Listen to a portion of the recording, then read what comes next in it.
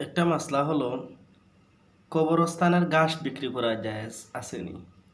এই প্রশ্নের উত্তর হলো কবরস্থানের মধ্যে যত কবর দেওয়া হয় ওই কবরের সঙ্গে লাগানো ঘাস অথবা এই কবরের সরাসরি উপরে যে ঘাসগুলা থাকে ওই ঘাসগুলা কাটা এবং বিক্রি করা জায়েজ নয়, কারণ ওই ঘাসগুলো আল্লাহ তাআলার জিকির করে।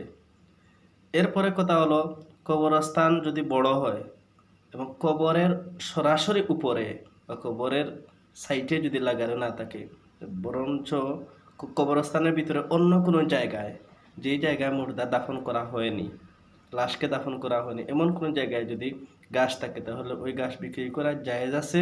এবং ওই ঘাস বিক্রি করে যে টাকা মিলবে ওই টাকাগুলো কবরস্থানের কল্যাণমূলক কাজে ব্যয় করতে হবে। কবরস্থানের বাউন্ডারির কাজে বা কবরস্থানের অন্যান্য কাজে ব্যয় করতে হবে। কোনো কবরস্থানের সেক্রেটারি বা মসজিদ কমিটি এটা নিতে পারবে না, বা মসজিদেও এই টাকা লাগানো যাবে না।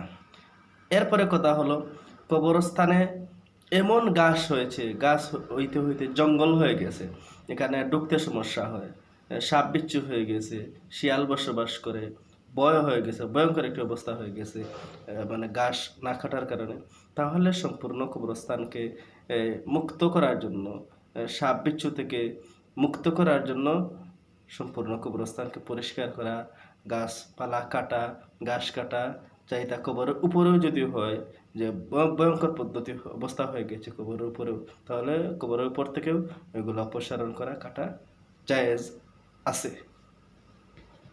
এটাই